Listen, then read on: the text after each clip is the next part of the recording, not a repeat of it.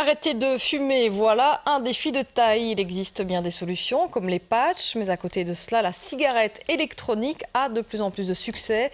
Elle permet de fumer n'importe où puisqu'elle ne dégage pas de fumée mais bien de la vapeur d'eau. Les explications de Christine Calmot et Thomas Quinet.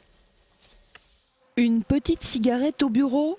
Celle-ci n'est pas interdite, elle est électronique, pas de tabac ni de goudron, encore moins de nicotine.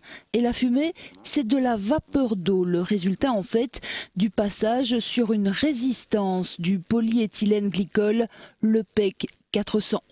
C'est un produit qui se transforme en vapeur en dessous de 100 degrés.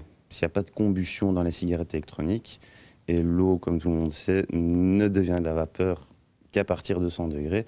Donc c'est un produit qu'on utilise aussi dans les machines de discothèque, dans les théâtres, pour fabriquer ce faux brouillard.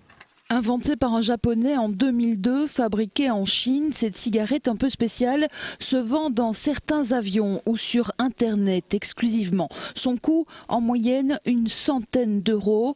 Encore méconnue du grand public, elle commence pourtant à séduire des clients assez particuliers, comme certains ministères en France.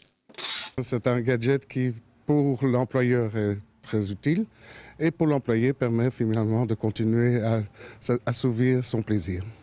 Fini en effet les pertes de temps consacrées à en griller une petite, même si l'avis des tabacologues est mitigé. Cela dépend de la manière dont le fumeur percevrait l'objet.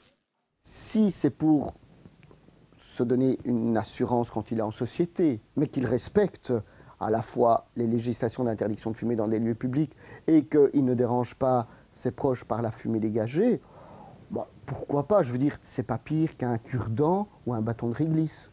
Martial Baudot qui rappelle que pour arrêter de fumer, il faut tout abandonner, y compris la gestuelle.